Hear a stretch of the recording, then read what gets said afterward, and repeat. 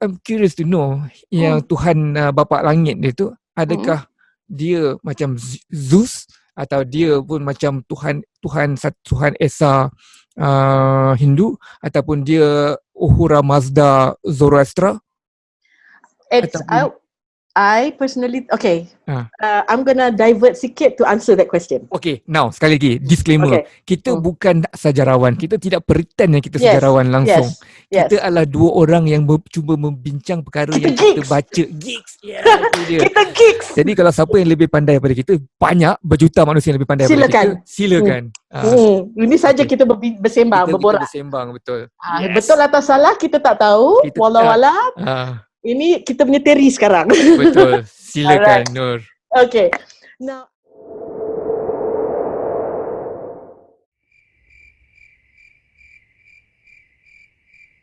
audio. Hi. Hello, cultural history geek. How is you? I is fine. I is good. Nur Hussein. Nampak masa U-Wei menang hadiah anugerah. Anugerah apa? Screen. Okay, lepas tu I thought I saw you there along with him. Yeah. Oops. Yeah. Very camera shy one, you know. So apa you punya involvement dalam hanyut? It was such a funny story. I was actually assistant prime minister, assistant production manager. That post is available for your info. Really? I'll run for it. No, assistant production manager. And it was so funny because it was a really, really tough shoot, but it was probably the best experience I've had really in a shoot. And it was learning experience, like all out, because in the end, I think there was only a couple of us or three of us who handled the whole, like from the production side. So it's a long story anyway. Normally, how many of you should be there in the production? Well, it depends. I mean, it is a big shoot, right? So originally, there should have been a production manager, but there wasn't. He left the day I arrived. Lucky you. Lucky me. You made it happen, I'm sure. You want to wait all for yourself. I have no idea how that happened really until today. Yeah, I'm sure. Yeah, because I wasn't from feature film. I was mainly from, prior to that, I was mainly from reality programs. So prior to Hanyut, I was mainly working on reality programs like Amazing Race, I'm a Celebrity, Get Me Out of Here. So big, but reality. So it was a completely different style, right? So it was very daunting when I went for Hanyut, and I got there like after they've begun shoot, like I think a few days or almost a week before I came. And when I got up there and I was shown around by this production manager, right? I was like, oh, this is where, and I'm like sitting here catching up, like, oh, okay, this is such a big set, this is such a big thing, you know. Okay, never mind. I've never been on a Malaysian film set. Seriously, not even Mat Saleh juga lah, but most of my involvement was actually outside production. So suddenly at the end of walk around, showing me where the things are, the production manager was like, by the way, I just want to tell you that today is my last day. It was good fun. A lot of you know, those like not a day went by that you don't have occurrences that I likened as the tower moment. You know, like the tower come crashing down and you're like, what's next? Yeah. So yeah, it was fun. You already know Abang U-Wei before this production? No, actually. Yeah. Seriously? No, seriously. Okay, how was your first experience with U-Wei, the man?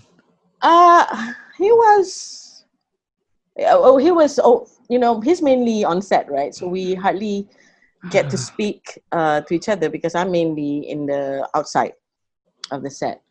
But there were times when we had to communicate where equipments are concerned, and I found him to be, oh my gosh, I think he was very, I would say I was pleasantly surprised. Oh, Right? Because this also, is, he was very nice, soft-spoken.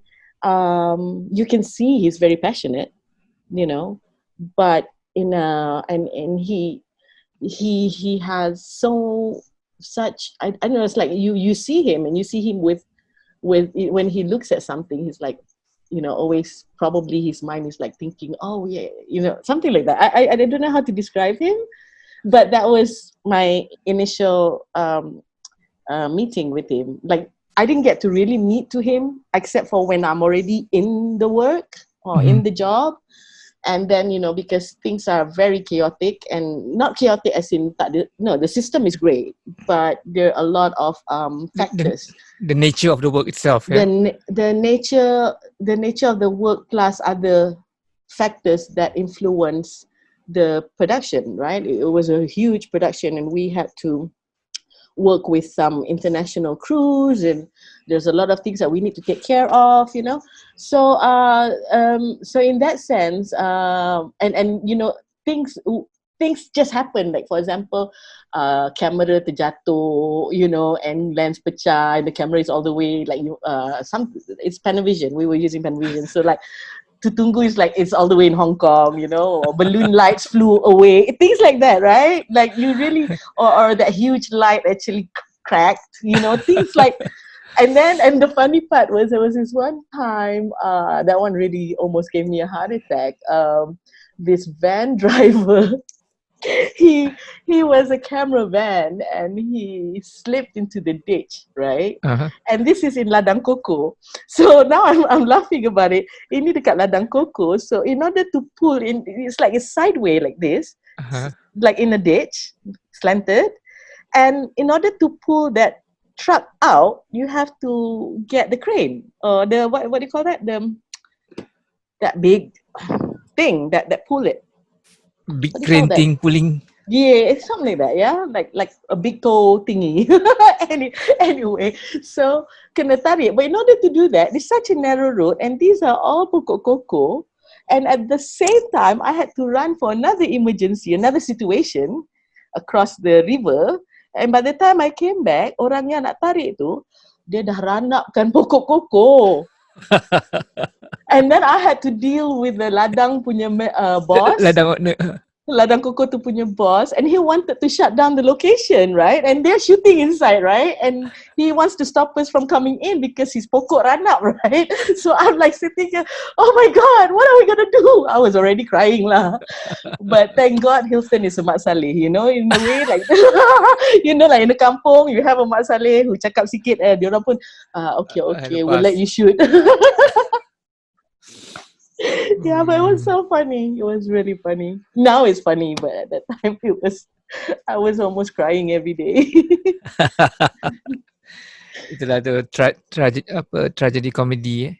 Tragedy comedy. Yeah. At different time it will be tragedy. At another time it will be comedy. Yeah, but I really have Abang U-Wei to be thankful for, because you only learn. You really learn things when you are in that kind of situation, right?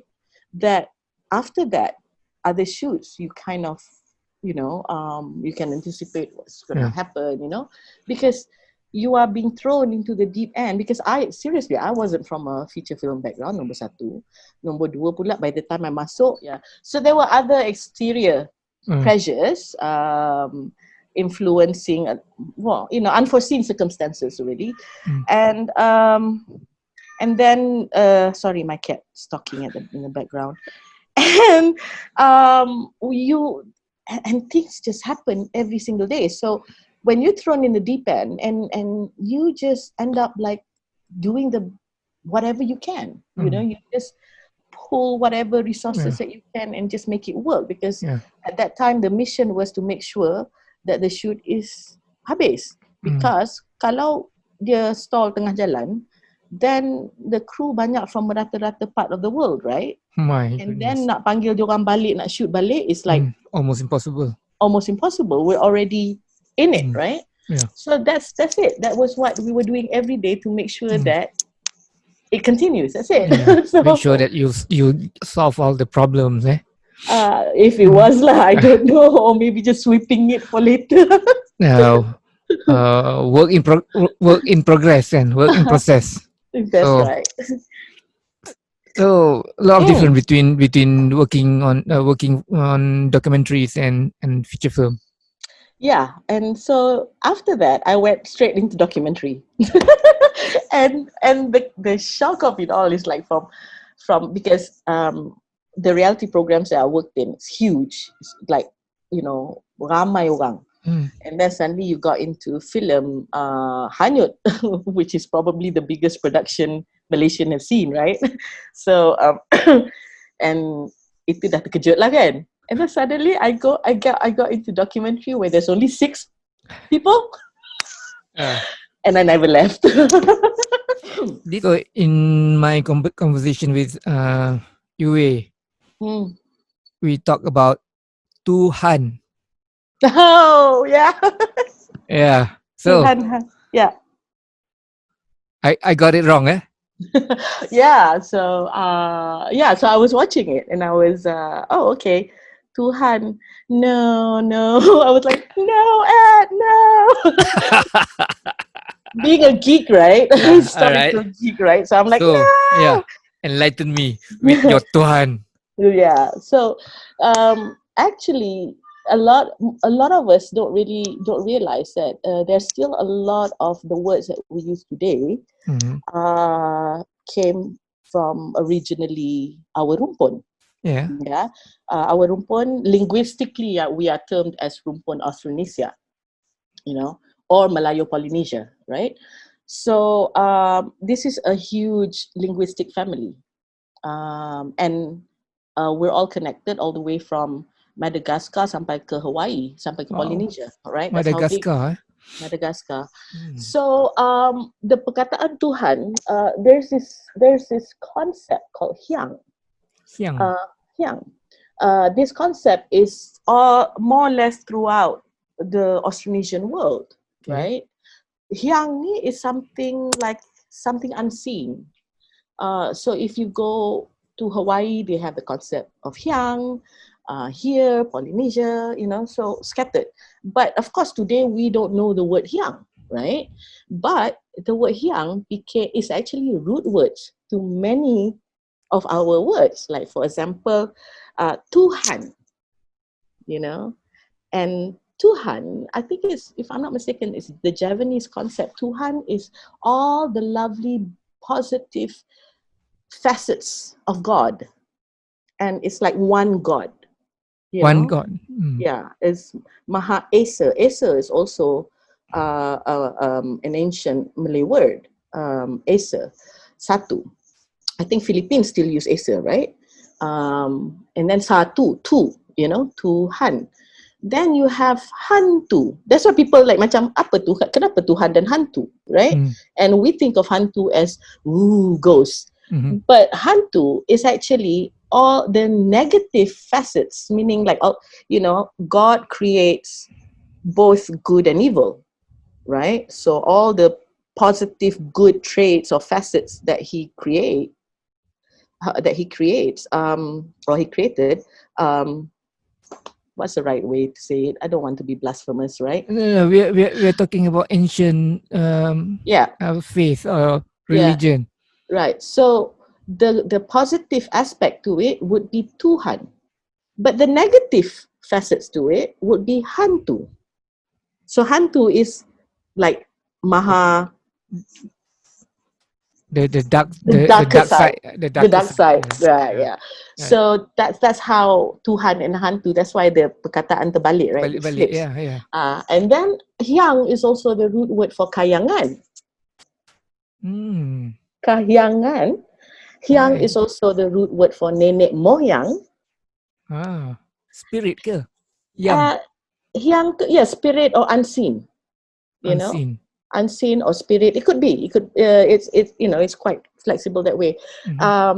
Then you have sayang. It's almost like a semangat Puja. energy, Someone you puja. Oh, all right. Okay, sorry. right? Something unseen that is I guess it's like between semangat and spirit and unseen, something like that. You have sayang, you have hilang. Hilang, it came from the word hiang as well. Hilang, unseen, cannot see. So these are all a lot of words that we use today is rooted from hiang. And the thing is, most of us use these words today and we've forgotten what it means. So, like for example, a few years ago I discovered the meaning of mana. So hiang now we know is semangat, right? Or unseen, bukan semangat, unseen, right? Now the perkataan is mana. Like mana, for example, as in mana. where? Where? Like at dari mana? Okay, at nak ke mana? Right? So mana is also for us mana lah. Mana, if you go to Hawaii, they also say mana. Right? Tapi rupanya maksud mana ni is actually semangat tanah. Semangat tanah. Yes. So dari mana is the energy or the semangat of the tanah where you're from. The connection between the man and the land. Right? So hendak ke mana? Right? So if you go to Hawaii, they will say something like, can you feel the mana of this land? Can you feel the semangat of this land? Yes, the energy, right? The energy of the land. So now that we know a little bit of some of the root words of what we use today, then it makes you wonder, like, my gosh, our ancestors, they have a very interesting way of looking at things. Everything was very spiritual. Everything was all about energy. Everything was, because diorang dulu berpandukan dengan bahasa alam, kan? So everything is about alam, and the connection between the man and the universe and the man and the land and the earth is profound, because as it is, we know today as a Muslim or a lot of Abrahamic religion, all of the Abrahamic religion, we know that we're made of tanah. So the connection of man and tanah is very strong, right? On top of it, especially for the rumpun Melayu ataupun rumpun Melayu Polynesia, we are also sea people, right? So, and we are also made with water in us as well. So we are water and land, right, in us. And also our lifestyle our ancestors' lifestyle back then was water and land.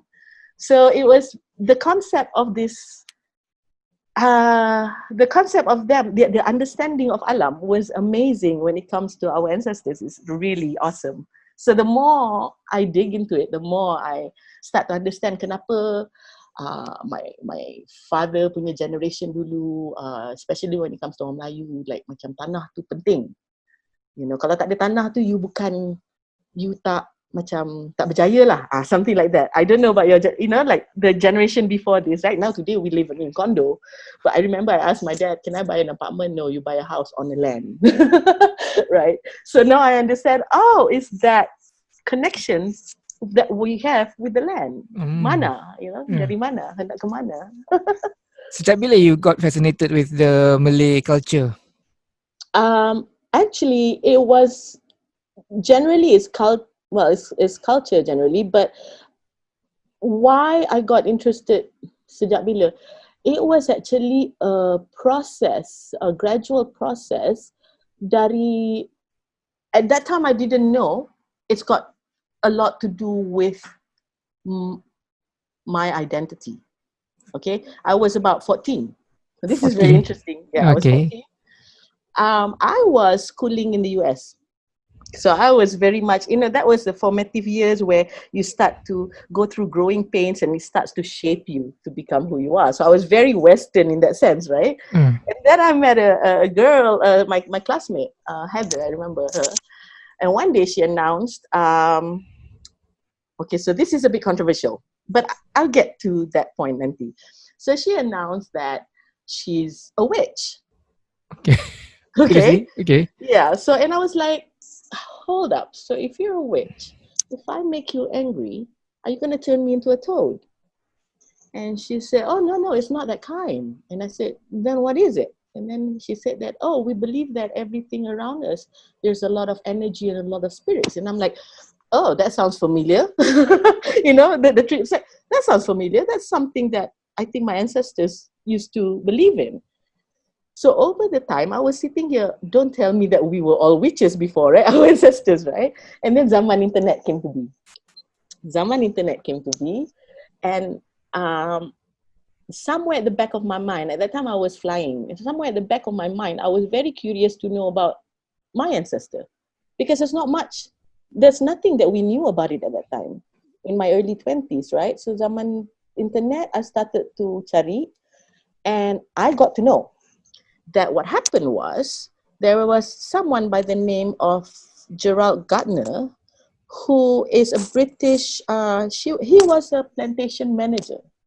And he was posted in Sabah ke Sarawak lah, somewhere there.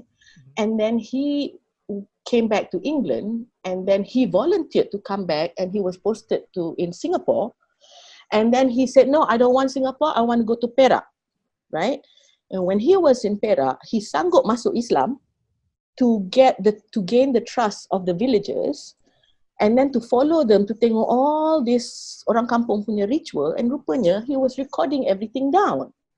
And then he took that knowledge, brought back to England, and kind of tweaked it. He tweaked it towards whatever their belief is over there. in UK? Or whatever he believed in, And over there as in UK, or what he believed? In UK. Okay. So, and he tweaked it, and hence he came up with the new religion of Wicca.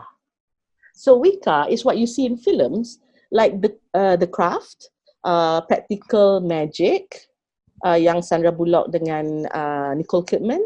And then remember the Aaron Spelling punya TV series Charmed, about these witches, these modern witches. Those are Wicca. Tapi rupanya, the original knowledge was from here. When was this? Zaman British dulu lah. 19th century? Oh, I forgot. Yeah, I think it would be 19th century. Yeah, I forgot. 18 something. Yeah. He's got Gerald Gardner's got the largest collection of keris. Oh, serious? Oh, yeah. Sebab tu kadang-kadang bila you tengok cerita Hollywood, right? And then there was one series, I cannot remember what it was. There was a scene that this guy, dia kena ikat, and then datang this old man, like a professor, took out a box. Bila dibuka saja, dia keluarkan keris, and you see special effect of smoke going up. And that keris, he was smoking it. And then the guy yang kena ikat was saying that, oh, you found it, And I'm like sitting here, seriously? So that's how they get ideas. And I started to get really interested. And then I found a few other books that I realized the British, when they were here, they were actually recording a lot of our spiritual atau rituals, or they were collecting all those. And why? The big question that I had was why. But at the same time, I was curious to know, because why is it that the Hollywood and the Western world are making stories from things that they actually stole or taken from here, tapi they made it famous. Right? They made it like it's theirs. Typical lah what they did to Turkey Ottoman as well, right? So they made it as theirs, right? And you're sitting here, my God, the roots are here, right? A lot of stories, the roots are here. So then that being someone in creative and film and story, right? I am here wondering, why is it that we're not using this? Or why is it that we're using it in such a, we do, but tak banyak, That's a question that I have. There's a lot more to be tapped into. I mean, it doesn't have to be horror, but the Malay mysticism is a big mystery, right? But if they can create Percy Jackson with actually something similar to our concept here, our nenek moyang concept here, why is it that we don't create something like that? So that was what got me thinking. That's why I went. Part of my research was ongoing for a long time. In the beginning, it was mainly to find out who I am. But then it got into like, oh, my creative work, this is something, and hence my the documentaries I work in, I try to explore, like I sent you some links, certain things yang dah mula pupus. because certain arts or craft yang dah mula pupus, there's a lot of story behind it, and this tells, and in a way I was hoping that this would become like an archive or small archive or a glimpse of what we once had if these crafts hilang, yeah. Panjangnya cerita. Okay. So, did you find yourself finally? I faham myself, yes. Alhamdulillah, I found myself too. I mean, it's funny that, I would say yes, Alhamdulillah. Potong that one. Potong lagi? No, it's not. It's like macam finding ourselves is, to me, it's always ongoing. Yeah. Right? Because as we grow older, you'll be surprised. Oh, I never knew I have this side of me, right? Things happen and you change. Things happen and you change. Yeah. But at least I have an understanding of the things that, someone who grew up or who went to school in the US, and suddenly you dimomokkan by so many things, right? Seperti? Like macam balik Malaysia ni, banyak hantu, banyak benda-benda macam tu, right? People around you, like maybe my cousins or right. Family, right? My father pun jangan Sasa tengok orang tengah kena rasuk, right? And then my father pun like, my arwah father lah, he was the one yang selalu tease orang yang kena rasuk. But then later on dia boleh bercakap mengarut benda ni. You know what I mean? So like there's always this contradiction. You pernah tengok orang kena rasuk dengan your father sekali? Yeah, my father was there. Dekat mana you tengok orang kena rasuk? I was about 9 years old there. She was actually my cousin. Kena rasuk di Malaysia? Di Malaysia. Okay. So and you get to watch the kerasukan. I watched, yes, and of course terkejut lah. That was like, what the hell is this, right? But what's interesting was my dad. Semua orang takut, but my dad was the one who kept provoking my cousin, right? Yang tengah kena rasuk jadi Fatimah ni. And then yang kelakarnya, later on, like anything yang kena mengena dengan our kepercayaan dari segi mistik, semua dia kata mengarut, right? But that got me curious, right? It's not that I want to dwell in it. I'm curious to know. Curious, yeah. I'm curious to know kenapa our ancestors believe in it so much, right? Why? What is it? And that's how I got into like, they were just more in tune with the universe, with their universe, the world around them. They're in tune with bahasa alam. They're in tune with all the semangat, or maybe the spirits, that they call spirits, right? Yes, in Islam we believe ada the unseen beings, right? So they're very in tune in that. And then diorang tengok lah, diorang baca, diorang pergi belayar pun, diorang baca bintang, ilmu falak diorang kan. Setakat main rasa je, it's that way, north is that way, you know what I mean? But that way, right? And then I was like, tengok burung je, we're near the land, you know what I mean? So, the wind is coming this way. So they fully understood that. Mm-hmm. And everything, I went to this exhibition. It's a manuscript exhibition in a National Library some years ago, and I was so shocked to see our ancient manuscripts, or not ancient, not too ancient lah, masa tu dah Jawi dah. Our manuscripts were mainly about disciplines, like for example, how to tembak senapang, right? How to memburu. Bila memburu tu ada mantra-mantra dia, right? Now mantra is actually doa tapi dalam bahasa Melayu. Right. Or jampi is also doa dalam bahasa Melayu, right? So ada mantra-mantra dia. So you like sitting here and then kena pergi bila pagi tu macam ni, ataupun kalau malam sebelum tu, itu bagus. The petunjuk yang kita selalu kata petu atau petunjuk, itu sebenarnya about the communication between ourselves, the energy, our energy dengan the energy of the sekeliling. They're very sensitive to that. Yeah. Sorry, you cakap tadi you use the word discipline, manuscript on discipline. I wouldn't say, is it discipline? Yeah, it's not manuscript on discipline. The manual. Is a It's a manual. yeah. It's a Because manual. now I realize, because I wanted to ask you what's the Malay word for discipline? DISIPLIN. Tata cara tertib Tertib. Is tertib discipline? Definition of tertib is yang dahulu didahulukan, yang kemudian dikemudiankan. Yes. So Is that considered discipline? not quite lah. I don't think it's there somewhere, but it's not quite quite it. I guess it's tertib. It's tertib because dia ada steps. But yeah. Which step? Which order? The order that you must take first. Correct. And what's interesting is dia macam satu manual, satu buku tu, satu manuskrip tu itu memburu. Ini untuk memasak. Memasak dia bukan macam buku resepi kita, tak. Dia ada bacaan dia, doa dia. Right? Semua surrounded by it come with its own mantra. And then dia ada, lepas tu pakai baju. You know, it's like all these things yang we never think about. You would write a manual about it, and here we think like, how come we don't write that many books, right? But back then, every single thing was written. This manuscript is in Jawi. Actually, our manuscripts are mainly in Jawi because prior to that was mainly Prastasi, which was Prastasi was mainly done in Sanskrit atau Sanskrit, or prior to Hinduism would probably be Aksara, Rencong or Kawi. What is Prastasi? Prastasi is the rock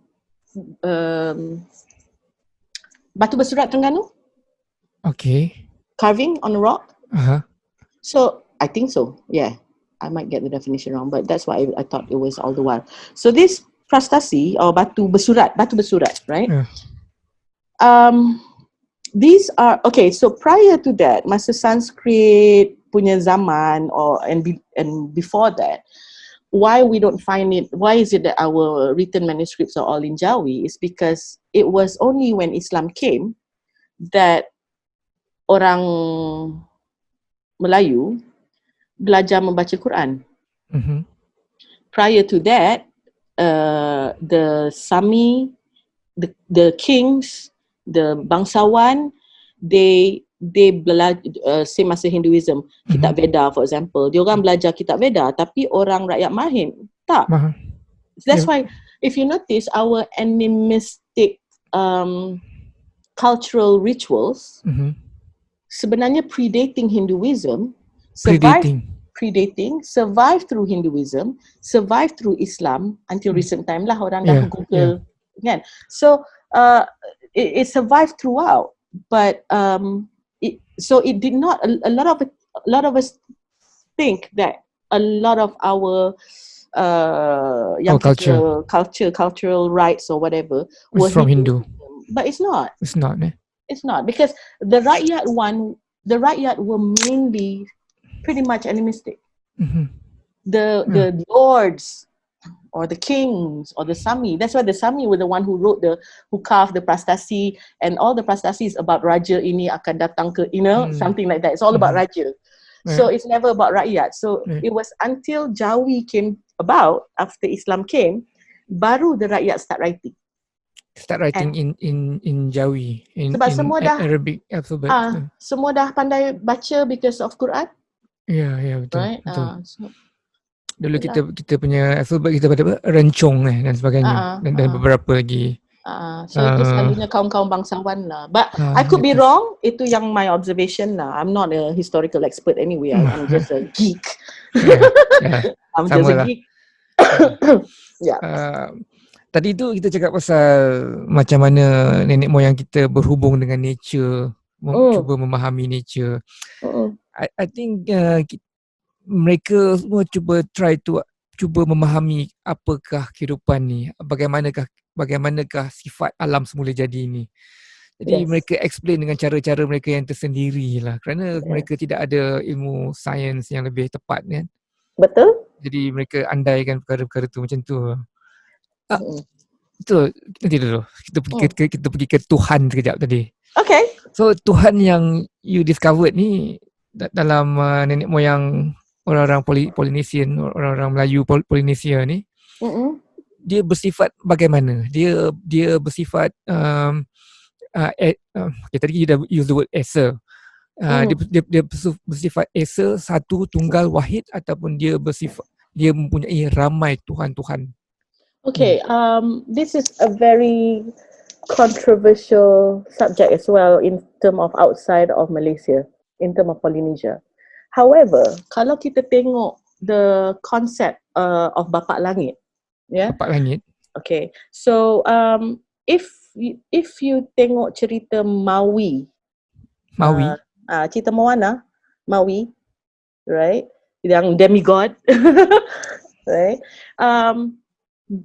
Maui is a demigod dalam cerita kartun Moana tu. It's actually Maui tu is actually a legend, a mythology, Polynesian mythology, right? Now, they have this concept yang I remember, there is 4 actually, but the main thing is dia ada the concept of Father Sky, and Mother Earth, and Brother Sea, and something, you know, ada the 2 I tak ingat, yang ingat Bapak Langit, Father Sky, and Mother Earth. Now, we go back into Melayu, Mak Yong.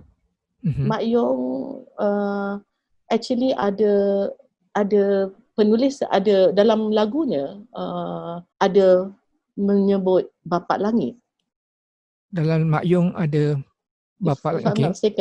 If I'm not mistaken, I could, again, you know, I baca benda ni semua, and then benda ni I don't have any, like I didn't write it down. So ini semua based on apa yang I sponge. Tidak boleh nak mengemukakan bibliografi.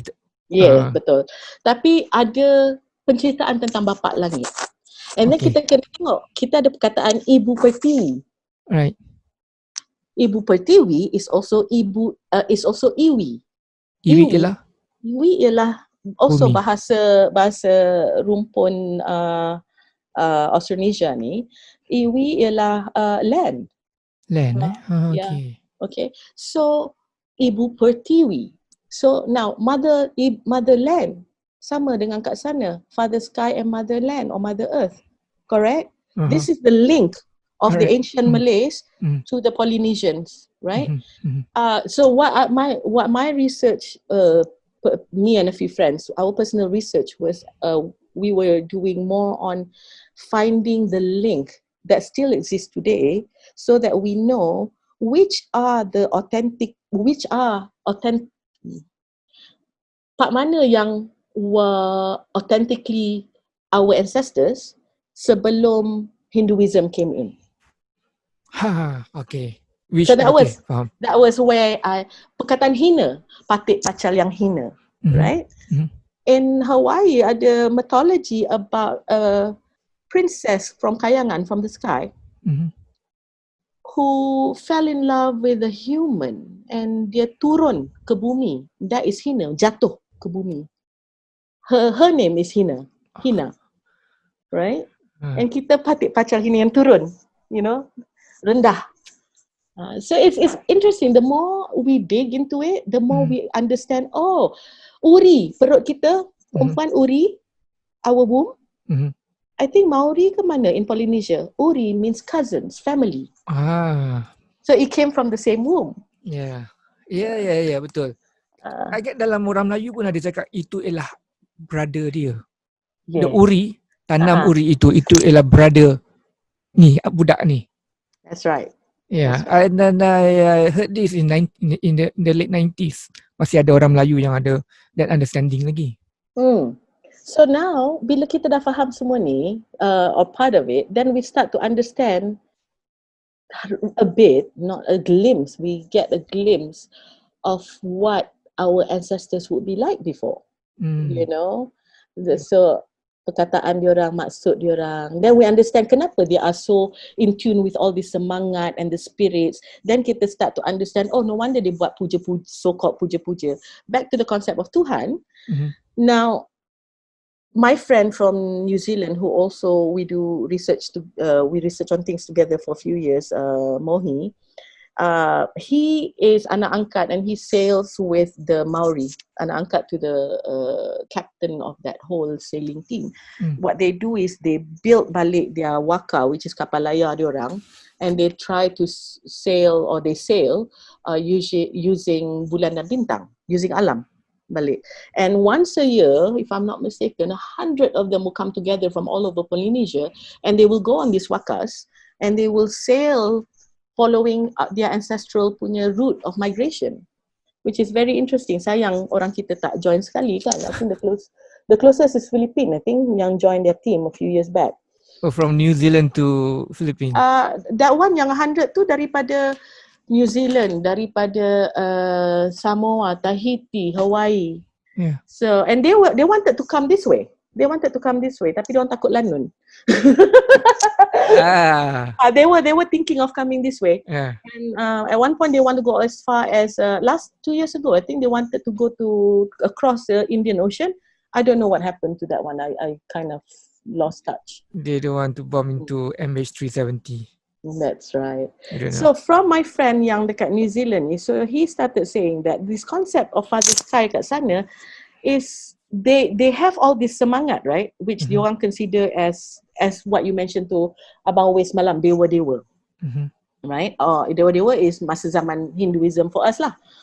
So for them, they have all these spirits, right, which are what today kita probably look at as gods, demigods, you know, or something like that. But they always have one supreme one, which is the unseen. There's no character, the unseen one, which is the Father Sky. So then kita tengok balik our ancestors, walaupun kita panggil banyak-banyak semangat-semangat, kalau you tengok mantra lama, like for example, I happen to have the book called Malay Magic by one British guy, I can't remember the name. Bila you tengok balik, the mantra lama at the end, which until today I clip it sebab I takut nak buka, but I had a glimpse.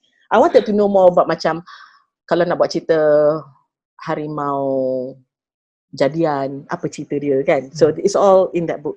So towards the end, at the back tu, and it's not a complete mantra pun, dia bagi setengah-setengah. So when you look at it, and you're sitting here thinking,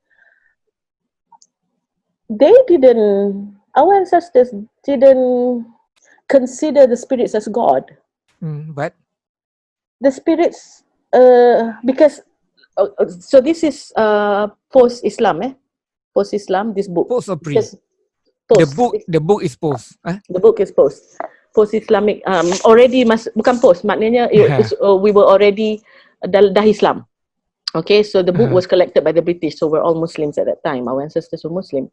But if you look at the mantra, it always starts with nama Allah dulu. Yeah. And then they will, which is considered as tawassul lah, Nabi Muhammad ke Nabi Sulaiman, depending, you know. And then baru dia panggil jin, mambang putih, mambang merah, mambang itu. So I'm seeing that our ancestors knew that we coexist with other beings, right? So it's like dia minta tolong yang gaib untuk buat something, but that doesn't mean, not necessarily, I could be wrong, not necessarily means dia menyembah yang gaib tu, because there's always Allah on top in the mantra, right? So and you like say, and then it's tawassul lah. After Allah, mula-mula dia minta dari Allah. Lepas tu dia akan go on Nabi Sulaiman, Nabi Muhammad berkat ini. Ataupun kalau ada wali-wali, dia letak sekali wali. Lepas tu baru dia panggil mambang-mambang ni, minta tolong tolakkan angin. For example, something like that lah. So, I guess the concept would probably be coexisting and asking help. Yeah. But this is from what limited knowledge that I have. I don't understand either. Yeah, right? I think I agree with you. Most of these pengamal mantra-mantra zaman dulu, they are not religious people. They don't speak Arabic. I don't think a lot of us really understand or know Islam. Yeah. Islam as we know today, I think kita know it much better after the Soviet invasion of Afghanistan, 79. After Islamic Revolution of Iran, 79. Because the Islamic Revolution of Iran first kali yang introduce kita secara The Iranian Revolution kan? Iranian Revolution 1970s, right? 779. So dia memasukkan Islam tu kepada popular culture kita. Popular culture, that's what it is. Yes. Lepas tu because of Iran is Syiah, so the ahli sunnah dia kena ada counterbalance dia.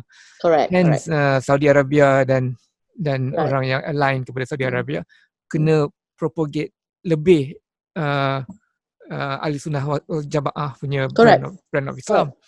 So until after 1979, only we get to know about this kind of Islam right now. I mean, Islam dia yang perempuan kena pakai macam ni, lelaki dia kena pakai macam tu.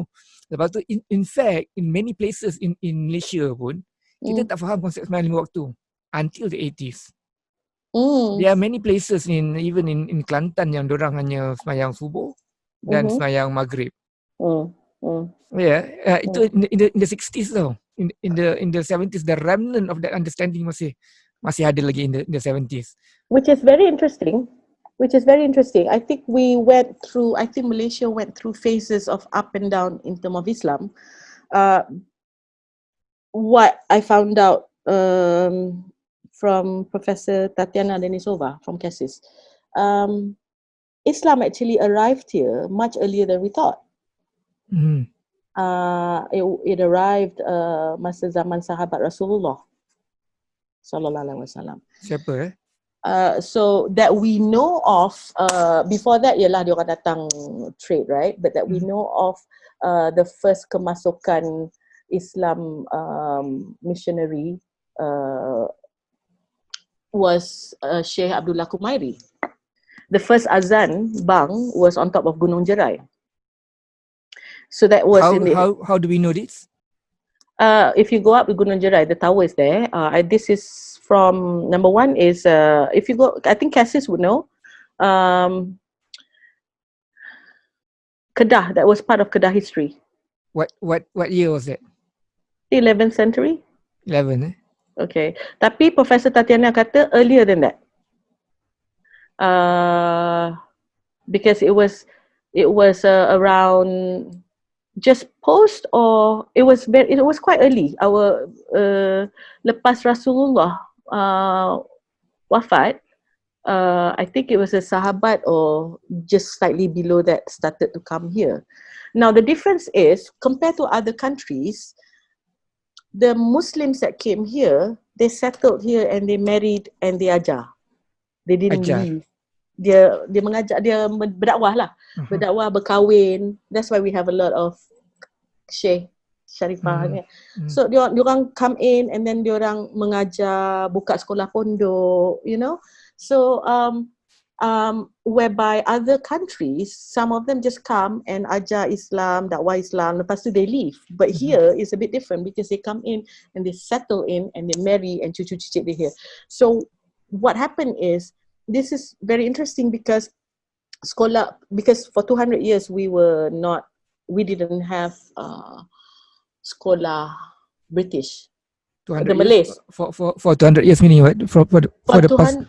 For 200 years the Malays were not allowed the Western education, the education that we know today. So what our I think it was Dutch and British. I could be wrong again. I cannot remember everything.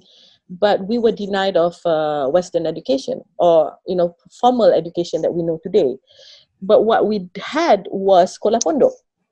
So, which was very interesting because that's why if you notice, Nusantara ni sebenarnya banyak wali-wali, banyak ulama.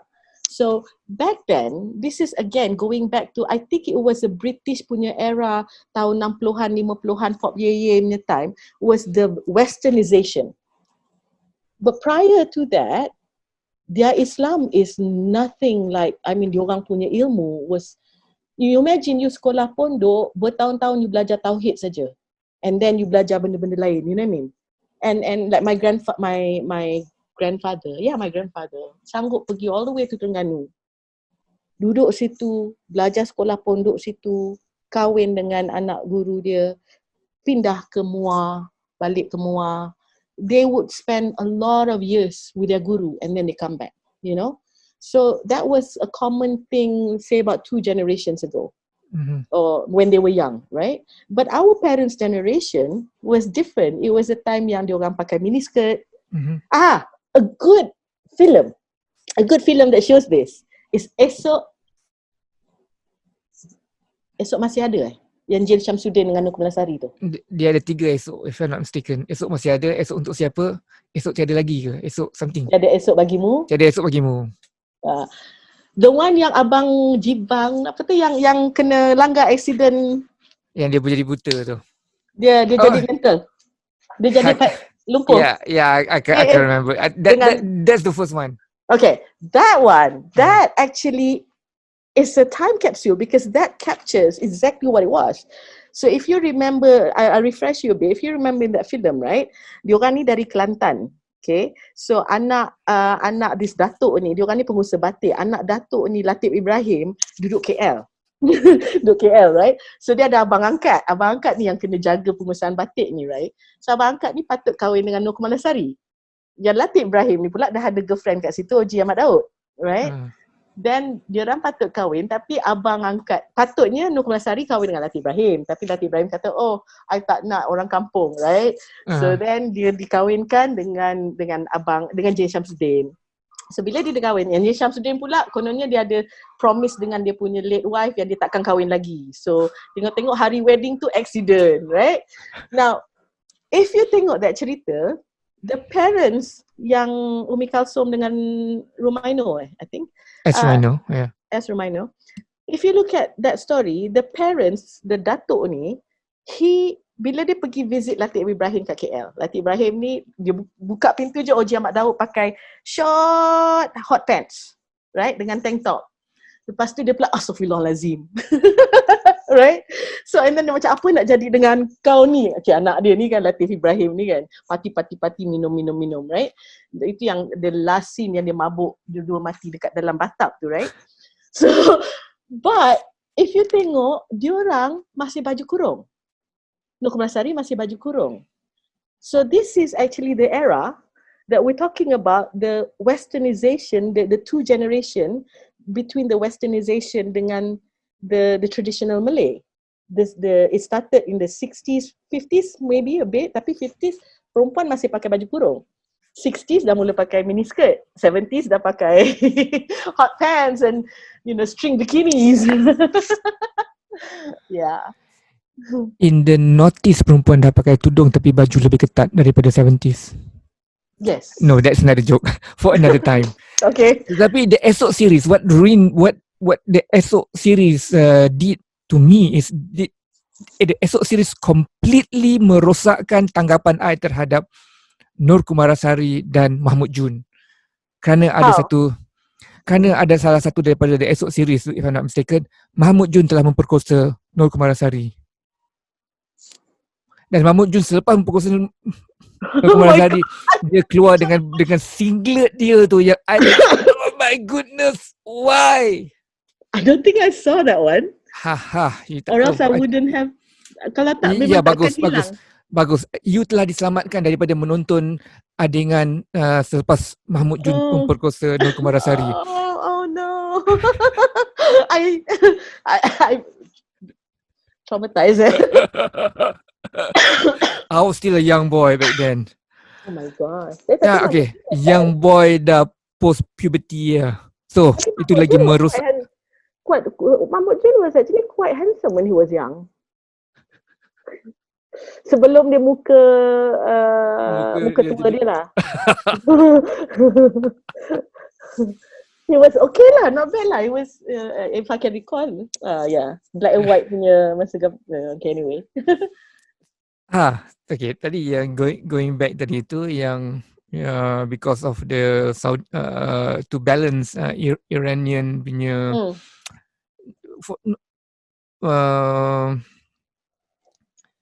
kemasyhuran Iranian Syiah tu. Back then kita tak tahu Syiah ni semua. We do not know them. Yeah. we did not know a lot about Islam pun. Yeah. So apabila revolusi Islam Iran tu, pihak ahli sunnah wal jamaah merasakan mesti ada propagation, penerangan terhadap apakah Islam yang sebenar itu. So which eventually led to our situation right now lah. Kefahaman terhadap Islam dan budaya-budaya dalam Islam tu. Betul. And alhamdulillah we still have our raja in term of that keeps the ahli sunnah wal jamaah punya brand of Islam in this land. Yeah. As opposed to, let's say if there was none, it can be like for example Indonesia, it can just be any form. Yeah. Syiah berketurunan I think memang dah ada dekat Malaysia juga, tapi dia tidak berapa besar kan, especially daripada di selatan. Yeah.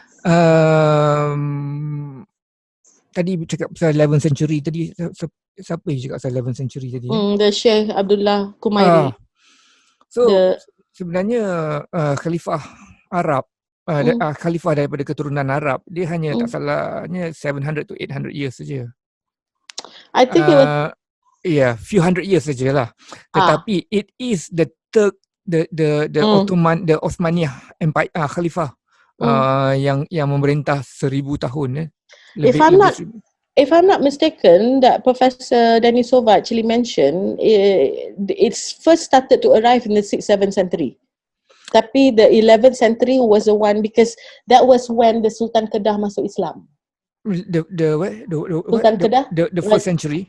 The 11th century, the Raja Sultan Muzaffar Shah the first. Okay. Kalau 11th century, it will be during the time or post Salahuddin Al-Ayyubi. So itu sudah kejatuhan zaman Fatimiyah. So what happened was Islam already started arriving in the 6th, 7th, but it was just datang cuba sikit. But 11th century, Syekh Abdullah Al-Kumairi was the one who that Raja Praong Mawan, apa dah nama dia? The first Sultan Kedah yang masuk Islam. The first Sultan Kedah yang masuk Islam was didakwahkan dengan Syekh Abdullah ni. I see. And this Syekh Abdullah ni pula is anak murid dengan Syekh, if I'm not mistaken, they all say lah, Syekh Abdul Qadir Al-Jilani. Okay. So the if you go up Jerai, they have that tower.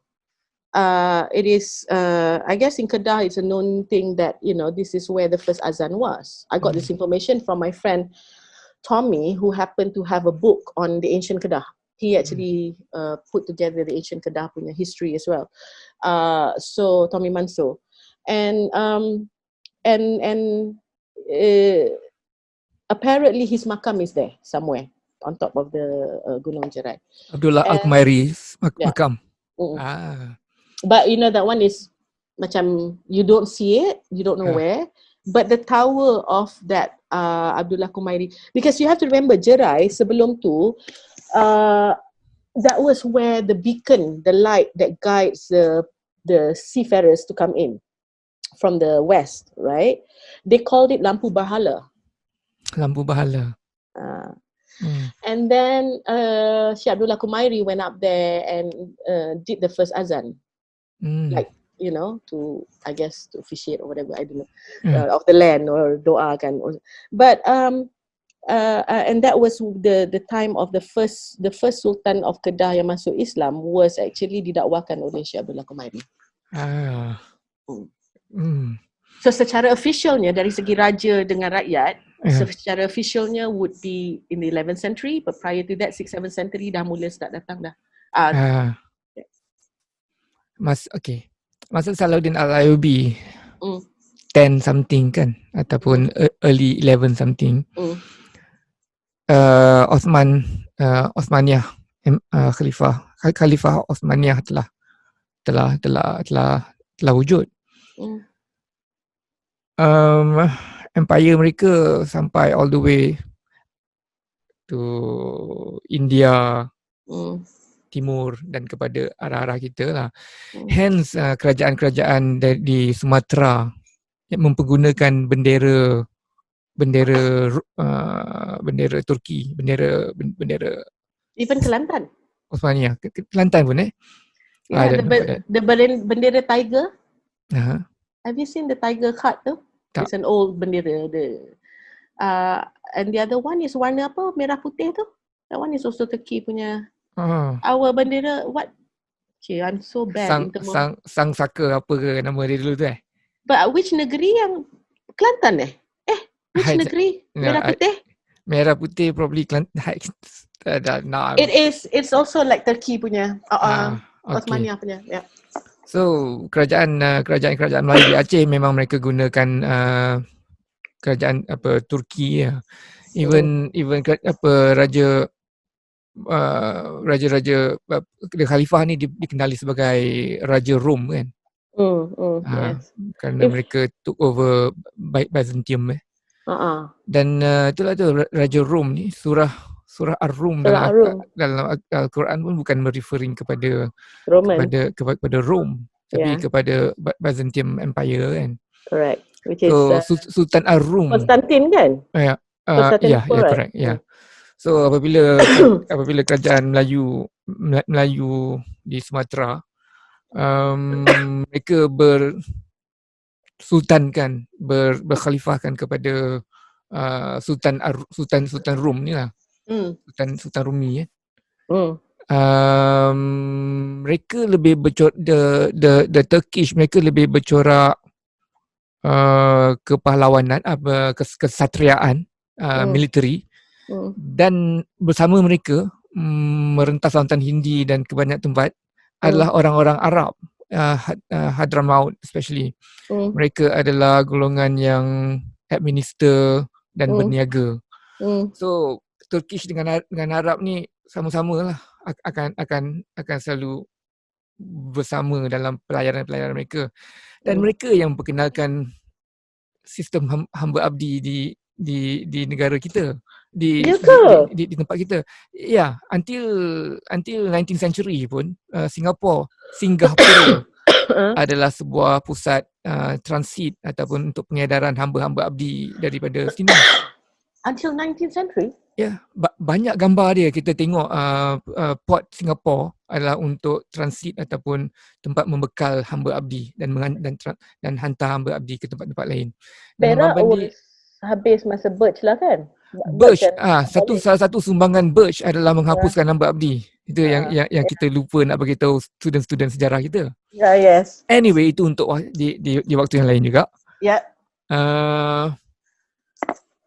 Sebenarnya tadi nak cakap tu pasal Hyang Tuhan Melayu tu. I'm so fascinated by this Tuhan Melayu. Because and I really kita for some reason kita cuba memadamkan sejarah Hinduism kita. Kita macam ada sikit keberatan untuk menceritakan sejarah Hindu kita kan dalam bangsa Melayu. Hinduism memang ada punya kelihatannya seperti banyak Tuhan, tetapi sebenarnya dia pun hanya punyai Tuhan dia yang esa tu. Yang lain-lain tu hanyalah manifestasi terhadap sifat-sifat Tuhan dia. Satu benda yang interesting about Hinduism ialah kerana Tuhan tu sangat hebat, maka you have to multiply it by the millions untuk faham ketuhanan tu. Whereas Buddha atau Buddhis pula untuk memahami ketuhanan tu kita reduce it to zero. So dua-dua ni adalah satu agama yang macam related, tetapi dua-duanya mengambil approach yang quite the opposite kan. And dua-dua ni very strong influence in our culture. Justru tu bila cakap pasal Tuhan Hyang tadi tu, Tuhan orang Melayu tadi tu, dia mesti ada macam you cakap earlier. Dia sebelum Hindu dan Buddha, dia mesti ada satu animisme dia ataupun satu kefahaman ketuhanan dan kepercayaan dia yang precede mendahului Hindu. Which is that one? I'm curious to know yang Tuhan bapa langit dia tu, adakah dia macam Zeus atau dia pun macam Tuhan Esa Hindu ataupun dia Uhura Mazda Zoroaster? I personally, okay, Ah. I'm gonna divert sikit to answer that question. Okay, now sekali lagi disclaimer. Okay. Kita bukan sejarawan. Kita tidak pretend yang kita Yes, sejarawan langsung. yes. Kita adalah dua orang yang cuba membincang perkara Kita yang kita geeks. baca. Geeks. Yeah, itu dia. Kita geeks. Jadi kalau siapa yang lebih pandai daripada kita, banyak berjuta manusia yang lebih pandai daripada kita, silakan. Ini saja kita bersembang, kita berborak. bersembang, betul. Betul atau salah kita tak tahu. Walau ini kita punya teori sekarang. Betul. Silakan Nur. Okay. Now I came across, I think in the mid-90s, late 90s, I came across buku Eden in the East by very famous, now he's famous, back then he was unknown. Oppenheimer, yes? Stephen Oppenheimer. Okay. So buku tu, which was very interesting because I was very drawn, and this is part of the thing yang got me into, me and my friend ni lah, duk macam deep on and it points out to more or less the same. Stephen Oppenheimer mentioned about the Eden in the East, whereby the Great Migration, Bah Besar Nabi Nuh, right? Now, if you look, if we have our ancestors, say the orang asli, in fact, the Malays are actually the Proto-Malays. Yes, the Proto-Malays are actually part of the lines First migration or second migration from Africa. Correct. So when we look at that, then dalam buku Stephen Oppenheimer, he actually mentioned there are a few tribes in Nusantara who have the stories about feuding brothers. Feuding brothers? Seperti cannibal. Okay. So, for example, masa dia mula start datang sini, dia buat research, he was looking for kenapa some people ada antibody against malaria and kenapa some people tak ada, right? So when he went down, like jumpa all these tribes, yang kata, oh, they belong to that brother, we belong to this brother, and it's a war, like a feuding brother. When you look back, and his theory is about Cain and Abel. Okay, so now let's go back to that, right? Being the oldest gene, right? Our ancestors came from the first migration out of Africa. Let's assume, of course, when it comes to the oldest, diorang ni keturunan cucu cicit yang direct at that time of Nabi Adam dengan Siti Hawa, right? Now, this is my logic, Nabi Adam dengan Siti Hawa, Allah dah ajar segala-galanya dekat diorang in heaven. All the nama-nama, right? Everything lah, the knowledge that they needed, right? Then Allah said, go and dwell on earth, correct? After dia orang keluar dari syurga, datang ke bumi. When they came to the bumi, they are already equipped with knowledge from heaven, okay? And when they came here, they start relearning. They start to apply the knowledge that was given to them, right? They start to apply. Diorang separate. Diorang boleh juga jalan-jalan berapa puluh tahun, jumpa juga each other, kahwin juga, right? Dapat anak, right? So, and then anak diorang feud. The first war would be between men is between Cain and Abel, correct?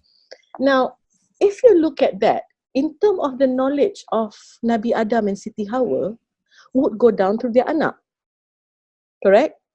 Now, that knowledge will be passed down through folklores and also through rituals, right? Because cultural rituals is something that you practice based on your faith, that you practice for, and then you pass it down, right? So you imagine cucu cicit dia is the first migration out of Africa, and then yang survive the Toba eruption was actually in Nusantara, because it wiped out all those yang dekat India. What's left is Africa a little bit, and then us, because we were diselindungi kan masa Toba eruption. Then a few sometime lepas tu you tengok, but okay, you tengok scientific and then you tengok Quran balik. A few lepas sometime pass, Bah Besar came. Nabi Nuh. First dalam Quran, he was taught to build boat. Bahtera Nabi Nuh. Siapa pelayar pertama? Jeng jeng jeng. The sea people. Our ancestors, right? Now, it makes sense bila Stephen Oppenheimer mentioned that there were less than 10,000 people at that time. And then Bah Besar came, and then Bahtera Nabi Nuh, right? Only a few people got on board. I met some, ni dah masa perdana punya orang asli. Masa benar. Okay, ya, dekat rumah kita Yeah. So I met some pakcik kat situ bersembang pasal ni. They have story. All the story about Bah Besar is in their stories. Ada? Ada. Wow. In fact, Naga Tasik Chini is another story of Bah, right? I don't know. It's the so yang the temuan ni diorang, temia temuan.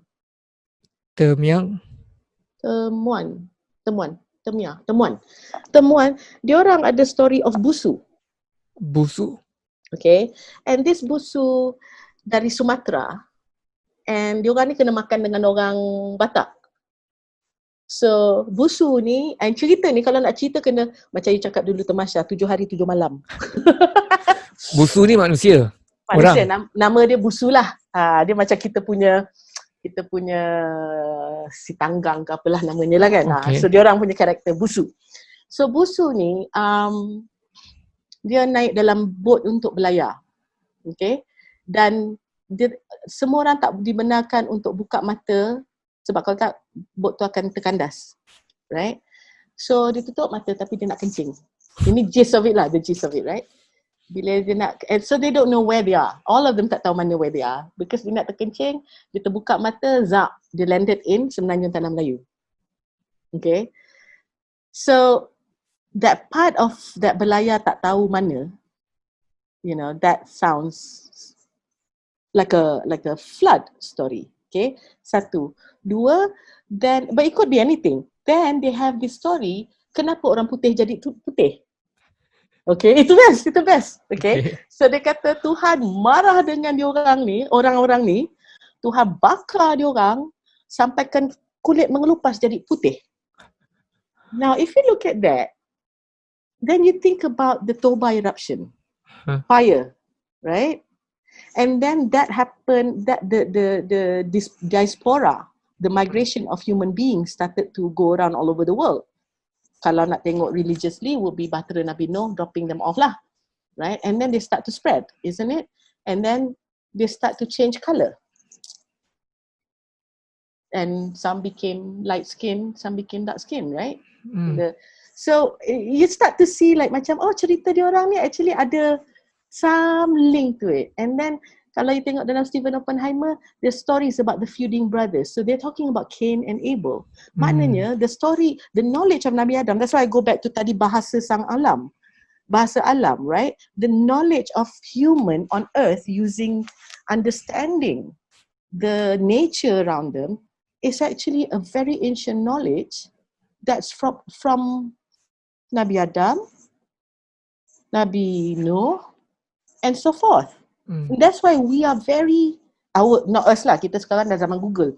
Back then, that's why kita boleh macam, oh, the land is that way. Do you know what I mean? So that, going back to that. So when it comes to Tuhan, so I would see, of course the concept of Bapa Langit is there. Because we had, that if our ancestors were direct descendants of Nabi Adam back then, and then also later on dengan, you know, Nabi Nuh. Because remember, Nabi Nuh, only this region dia ada orang, belah sana semua kosong, right? Only this region mana? Because the migration was only in Africa, India and Southeast Asia. Okay. Masa tu, the world is not populated yet. Okay. And then masa Toba eruption happened, the one in the middle dekat India tu semua banyak mati. Okay. This is according to Oppenheimer, right? So what's left is Africa dengan Nusantara. Right? Okay. Other parts belum ada. It was only after the Bah Besar, then it starts to migrate. People start going here and there, right? So, if you look at it that way, the knowledge of this from heaven, nombor 1 Nabi Adam, and then subsequently Nabi Nuh, and then, you know, I heard that we have had teachings from a few Nabi 5, if I'm not mistaken. I've heard it before. I tak boleh nak say for sure, until here we are. So that's why our nenek moyang maybe that's the reason why the Tuhan is that. They've already had the understanding there's a big, the grand, the Maha Esa there. But of course, over the time, it starts to get distorted lah. Biasalah bila ilmu dah mula kurang, mula jadi something. But they've always had that. So that makes sense. Then, kita ada angels. Katalah the Greek, dia ada Zeus. Lepas tu dia ada dia punya gods yang lain, anak-anak dia. Dan kita di Abrahamic religion ada God, ada angels, and ada human being, ada animals, and then ada jin juga. Tetapi the Jews tak ada jin. The Jews tak ada Dia tak ada jin. Dia ada but they have Nephilims. Dia ada benda hybrid. Dia ada benda dia, tetapi dia bukan macam bukan jin. Dia ada benda dia. Lupa dah nama dia. Macam Bunians. Macam Mexican dia ada El Chupacabra, El Chupacabra ke apa nama dia. Ada benda tu. The Jews ada benda macam tu, tetapi dia bukan macam Arabicnya jin dia lain. Oh, interesting. Melayu ada bunian dia. Melayu banyak. So tu tadi tu cakap pasal Hiang tu memang interesting untuk tahu kisah-kisahnya. Banyak kisah-kisah nenek moyang kita yang kita macam tutup animisme kita, kepercayaan animisme kita, kepercayaan Hindu lama kita. Kita sekarang ni macam kita banyak misunderstanding. And satu je, I'm sorry, I must say this ya. We always say that kita bersanding tu cara Hindu. Tapi it's not. Sebaliknya. Okay, in term of kalau nak cakap bersanding tu banyak lagi ada cultures yang bersanding. But what is uniquely ours, part merenjes dipilih, okay. Part renjes tu is very interesting. That is actually ours, our ancient, predating Hinduism. Wow. Okay, because if you go to Polynesian again, all their shamans would do the same thing, the renjes thing. And that's why kalau macam the documentary I worked on, which is the Perbualan Sultan Perak, right? When they do the Tabal Jin. Tabal Jin? Oh, you didn't know about that? Oh. Okay. Yeah, Perak ada Tabal Jin. Apakah itu? Okay, so today is known as Tabal Pusaka. So originally it's Tabal Jin. I'll tell you what it is. Okay. And this goes into the Malay concept again, right? Okay. The ancient Malay belief that is very strong. But Islamically, if you tengok, it makes sense, right? Now, Sultan is a Khalifah, right? And he's a leader. He's a leader of bukan saja manusia, tapi jin. Also the unseen, right? So, in Perak, dia bukan menabalkan jin tu, tapi dia akan buat upacara pertabalan jin because they have jin kerajaan. Kerajaan untuk jin. Tak, the chief of all jin, of all jins dekat Perak, negeri Perak. Okay, alright, interesting. I tak tahu. Big boss So big boss tu dipanggil jin kerajaan. Okay. So dalam Pertabalan Sultan Perak, I have the full nanti I'll send you the full documentary. Dalam Pertabalan Sultan Perak, there is this upacara of Tabal Jin whereby the Sultan will be there, and this is interesting about our wedding culture. You have this dayang-dayang datang bawa dulang. Okay? And dulang-dulang ni ada perkakas-perkakas diraja. Right? Then dia akan susun. The man pula akan carry, the girls carry candlestick, the man carry the dulang. Whichever way, I can't remember, okay? The man carry candlestick lagi make sense. Because it's done in the dark. Okay. Alright. So then they will line it up macam kalau you nak pergi kahwin, dia orang letak your dulang-dulang dekat atas lantai kan? They line up, okay? So the Sultan will sit on this big, almost like a sofa-like thing, not on the balai on the tahta, but bawah tu. And then the nobat will play. Okay. And this is what they say, because only keluarga rapat diraja je dapat tengok, right? This is how you can tell that the jin kerajaan agree this is our Sultan. Okay. Wow. The jin kerajaan have to, and if he's not of what they agree, maknanya dia bukan betul line darah tu, then there will be signs and symptoms that they show, right? So for example, the Sultan will have to withstand at least minimum of say 5 lagu nobat. Kalau dia pengsan sebelum tu, maknanya reject. Okay. And then apparently dia punya pekakas diraja mula menari-nari bila main nobat. Apparently lah, not that we've seen, right? But this is what people cerita. So there are signs that shows, yes, the jin kerajaan on behalf of all the jin in Perak, I am the big boss, chief, and I say, yes, you are my Sultan. I agree you are my Sultan. So that is Tabal Jin. So that's why in term of, even kalau you tengok, in term of this, it makes sense how kita punya, we are very in tune, anciently in tune dengan everything around us. And Islamically, if you tengok pula Nabi Muhammad pun mengajar apa ni, convertkan some jinns, right? Yeah, I can remember. Okay, but if it makes sense because kita khalifah. Allah create us as khalifah atas dunia ni, right? The humans are the khalifah. So the khalifah should be the leader among men and other beings, and dia patut be the protector, right? The animals, the jungle, the abode of all these spiritual things, even us human, it should be that. That is a role of a khalifah, right? Yeah. So that's what Sultan is about. That's why you ada Upacara Tabal Jin. Tabal Jin. Oh, ini exclusively to Perak ataupun ada states as well yang ada macam Tabal Jin ni? The one that is openly known is Perak lah. Openly known Yeah. That one memang openly known is Perak. Other states, no one ever shown it or discussed about it, or I don't know. Tapi Perak memang openly known. We actually we filmed the rehearsal of it. And then during the actual process itself, we were all told to go out. And they all will do it inside. Ni Sultan upacara apa? Pertabalan Sultan Perak.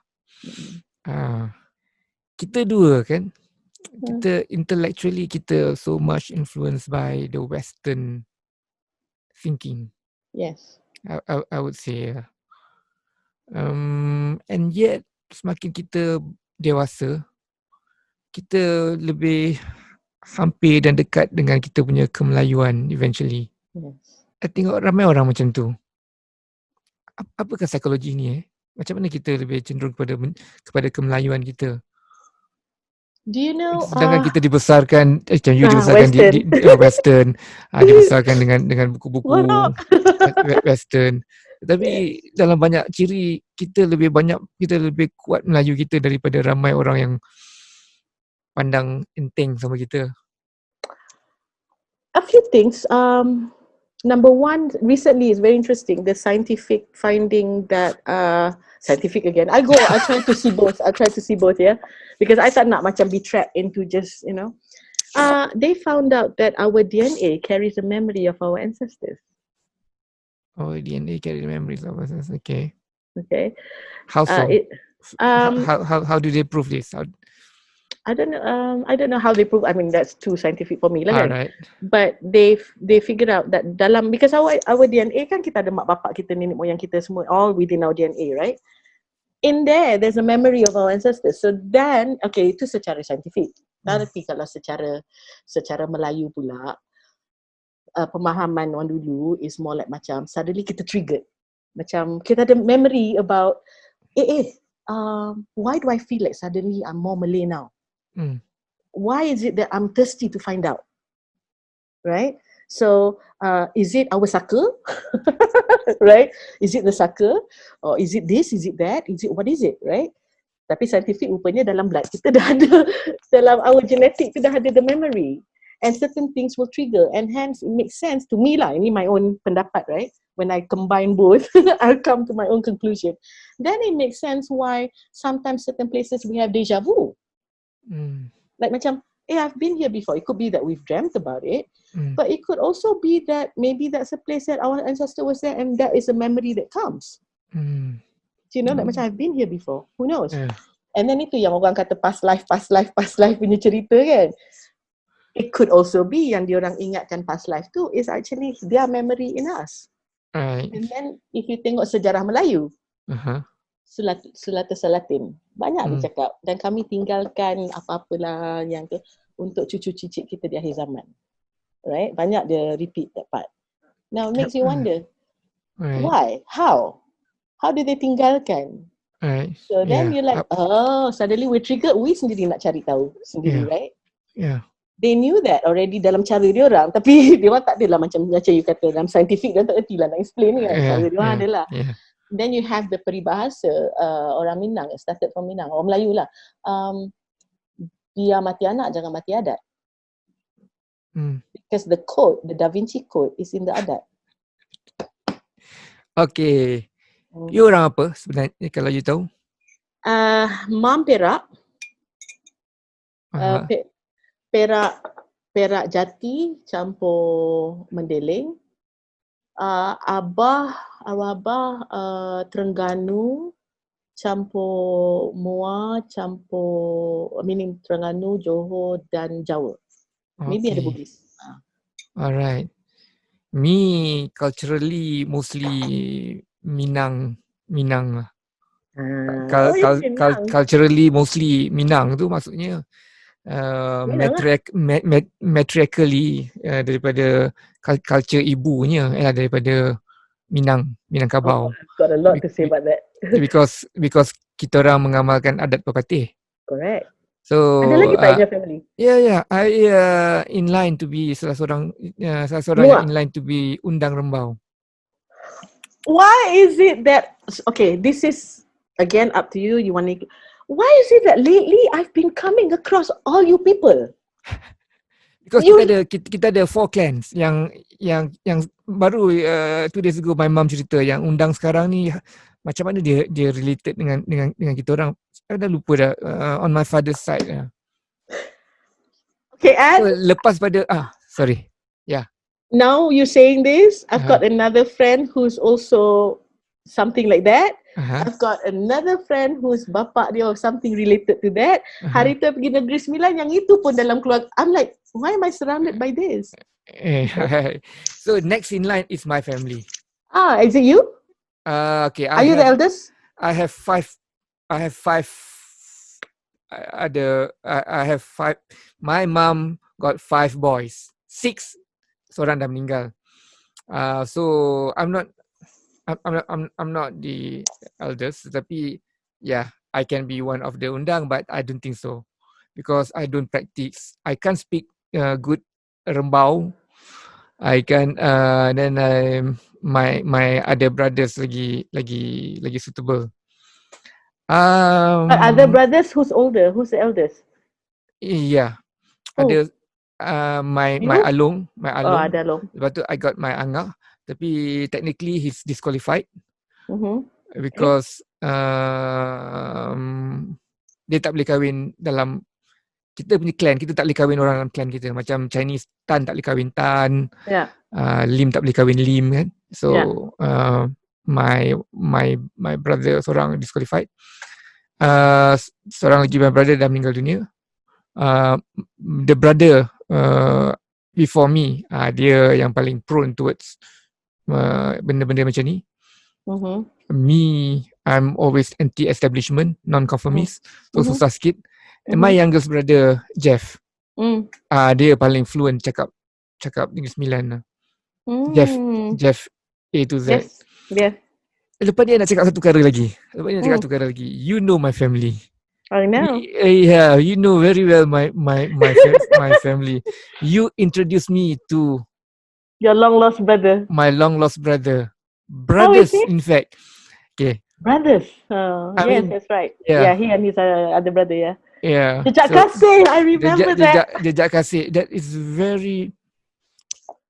a very good story. It's a very touchy story kan sebenarnya. I don't mind you sharing it with me about that, about macam mana you jumpa my brother.